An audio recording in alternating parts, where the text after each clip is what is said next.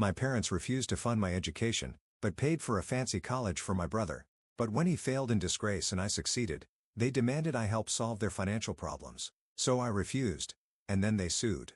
I'm Emma, and I'm just a year older than my brother Mike, but sometimes it felt like we lived in completely different worlds. While I was trying to figure out my place in life, Mike had been our family's pride and joy since before he could walk. I remember sitting at our kitchen table during countless family gatherings, watching everyone fawn over Mike's latest achievements. Did you hear about Michael's new app? My aunt would gush. He's only 15, and he's already programming like a professional. My mom would beam with pride, while my dad would pat Mike on the back, saying things like, "This boy is going to make us all rich someday." And Mike? He'd just sit there with that confident smile of his, typing away on his laptop. He was always working on something new. Some groundbreaking program or revolutionary app idea. I couldn't deny his talent. He'd been obsessed with computers since he could barely reach the keyboard. In middle school, while I was trying to figure out what clubs to join, he was already winning mathematical Olympiads. "Your brother's going to change the world," my dad would tell me, not even trying to hide the fact that he thought Mike was special in a way I could never be. And it wasn't just him. Our entire extended family treated Mike like he was some kind of tech prodigy. They weren't entirely wrong. He did win almost every programming competition he entered, taking first or second place like it was nothing. Meanwhile, I sat in my room, sketching designs in my notebook and dreaming about becoming an interior designer. Not that anyone ever asked about my dreams. The family had bigger plans, all involving Mike's future success. My uncle had already started an education fund for him, and even our mom's cousin was putting money aside for his college. They saw it as an investment, convinced that Mike would become the next tech billionaire and take care of everyone who helped him along the way. "We need to make sure Michael gets into the best private college," my dad would say during family meetings, which were basically just sessions to plan Mike's future. "He's going to start his own business right after graduation, mark my words." I tried not to be bitter about it, but it was hard. Especially when I heard them discussing the thousands they were setting aside for Mike's education while I sat there wondering if they'd even considered my future. Still, I held on to hope that maybe, when it came time to talk about my college plans, they'd show the same enthusiasm. It was a sunny morning in May, just a month before graduation. I'd spent weeks preparing for this conversation, collecting brochures from different colleges, calculating costs, and even preparing a small presentation about scholarship opportunities. My hands were shaking as I walked into the kitchen, where Mom was making coffee and Dad was reading something on his tablet. "Mom, Dad, can we talk about something important?" I asked, trying to keep my voice steady. "It's about college. I've been looking at different programs. There's this really good design program at Design." Dad interrupted, his voice sharp. "What kind of career is that supposed to be?" I took a deep breath. "Interior design, Dad. I've actually been researching it a lot, and there are some really affordable options.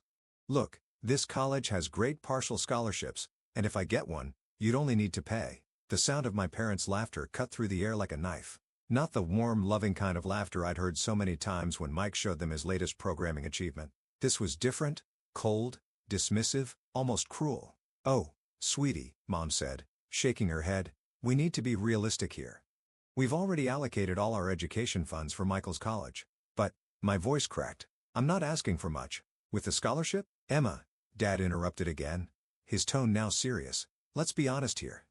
You're not as smart or talented as your brother. We need to invest our money where it will actually make a difference." The words hit me like a physical blow. I felt tears welling up in my eyes, but I refused to let them fall. "I've been working really hard," I protested.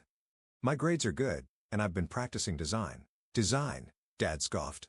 "You want us to waste money on that? If you want to learn how to paint walls and glue wallpaper, you can do that for free. You don't need college for that."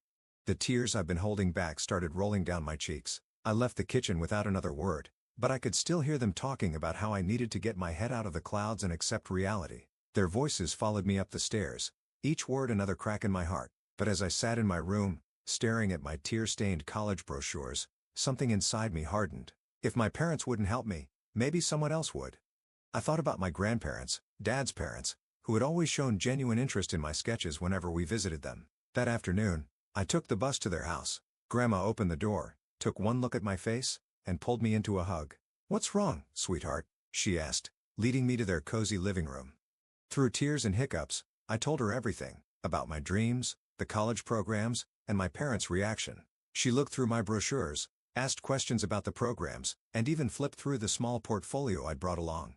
When I finished talking, Grandma squeezed my hand and said something I'll never forget. "Your dreams matter, Emma." They mattered just as much as anyone else's. Then she got up, walked to their bedroom, and came back with a checkbook.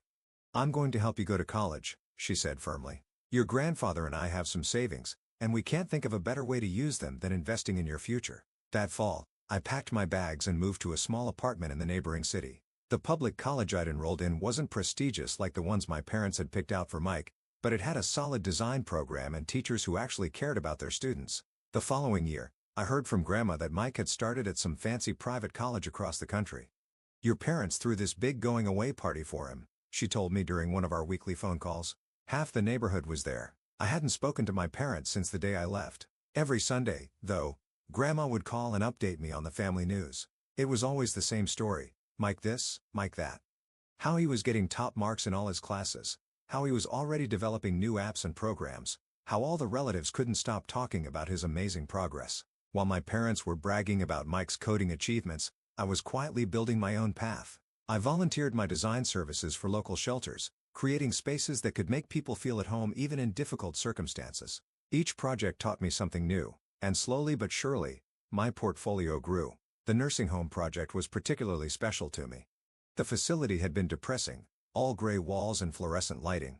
I spent weeks talking to the residents, learning about their needs and preferences. I wanted to create a space that would make them feel alive, not just warehoused. "You know what I miss most?" one elderly resident named Martha told me. "I miss my garden. The colors, the light."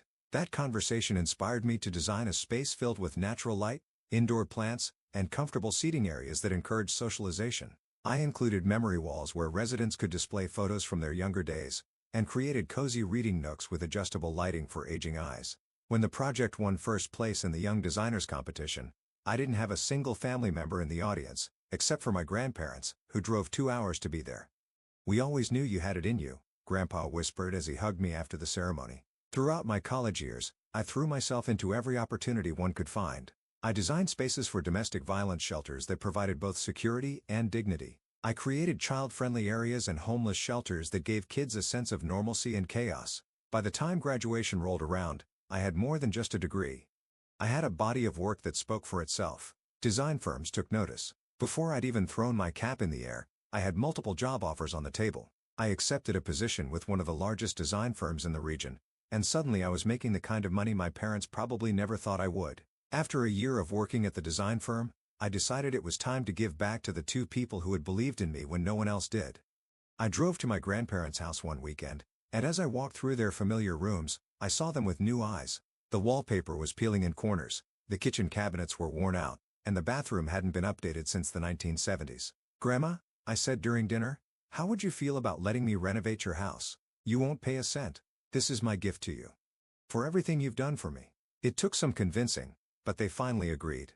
I spent weeks developing the perfect design, incorporating elements from their past while bringing the space into the present. I wanted to preserve the soul of their home while making it more comfortable and functional for them. The renovation took 3 months.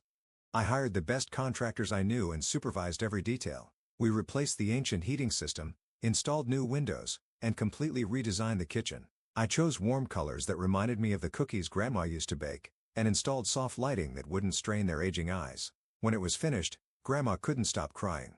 The next day, she was on the phone nonstop, inviting everyone she knew to come see the house. I sat in the corner of the living room, watching as she led groups of her friends through each room. "My Emma did all this," she'd say, her voice full of pride. "She designed everything. Didn't I tell you she was talented?" It was the kind of pride I'd always wished to hear in my parents' voices. But while I was busy making my grandparents' dreams come true, my brother's dream was about to turn into a nightmare. The news came through Grandma, as usual. Mike had apparently hit it big. He'd developed some revolutionary app and sold it to a major tech company for millions. The family was ecstatic. Dad was giving interviews to local papers about his genius son, and relatives were already asking Mike for investment advice. But their celebration didn't last long. Just a few months after the sale, everything fell apart. Mike's former college classmate filed a lawsuit, claiming the app had been his idea, and he had proof. Detailed documentation showed that not only had the concept been his, but he'd written most of the crucial code as well. Mike had somehow gotten hold of it all and passed it off as his own work. The evidence was overwhelming. Emails, early drafts of the code, witnessed conversations. It all pointed to Mike's theft. The court case was brutal and quick. Not only did Mike have to return all the money from the sale, but he was also ordered to pay over $2 million in damages for intellectual property theft. The family went into panic mode. At first, relatives talked about pooling their resources to help him, just like they'd pooled their money for his education. But when they realized the full amount, reality hit hard. One by one, they backed away. Even his most devoted supporters couldn't justify risking their life savings to bail him out of this mess. I was in my office one Tuesday morning, reviewing designs for a new boutique hotel project, when my secretary buzzed in. "Miss Thompson, your parents are here to see you."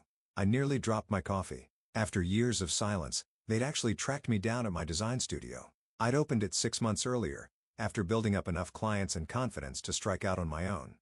"Send them in," I said, my stomach tightening into knots. They looked older than I remembered, more worn down. Mom's hair had gone completely gray, and Dad's confident swagger had been replaced by a slight stoop. They stood awkwardly in my office, taking in the awards on the walls and the large drafting table covered in blueprints. "Emma," Dad started, his voice lacking its usual authority, "you've done well for yourself." I waited silently. I knew they hadn't come to admire my success. "We need your help," Mom blurted out, wringing her hands. "It's about Michael." Dad cleared his throat. "My business, it's not doing well. I've been taking out loans to help with Michael's legal fees, but we're drowning here, Emma. We need money." "Let me get this straight," I said, leaning forward in my chair. "When I needed help with college tuition, you laughed at me. You said I wasn't worth investing in. You said I could learn to paint walls for free. And now you want me to hand over my hard-earned money to fix Michael's mistakes?" "That was different," Mom protested. "We were just trying to be realistic about your prospects." "No," I cut her off. "You were wrong about my prospects, and you were wrong about Michael's. I'm not giving you any money." They left my office in a huff, but that wasn't the end of it. The next day, my phone started buzzing with notifications. My parents had taken their grievances to social media, painting me as an ungrateful daughter who'd abandoned her family in their time of need. The family divided into camps. Aunt Sarah posted a long message about how children should always help their parents, no matter what. Uncle James agreed, saying family loyalty should trump past grievances. But others stood up for me. Cousin Rachel pointed out how my parents had ignored me for years while lavishing everything on Michael. My mother's sister wrote about how she'd watched them dismiss my dreams while building Michael's pedestal higher and higher. The debate raged on in comments and posts, with relatives taking sides and arguing about family obligations versus personal responsibility. Some called me heartless, others called me brave. Through it all, I kept working. I had 3 major projects in development, a team of designers to manage, and clients who counted on me. I didn't have time to engage in social media drama. Grandma called me one morning, her voice filled with that particular excitement she got when she was up to something. "Emma, dear, I need your professional opinion on something," she said. "My old friend has this apartment in one of those converted industrial buildings downtown. It hasn't been touched in nearly 50 years, and I thought maybe you'd like to take a look." I was intrigued.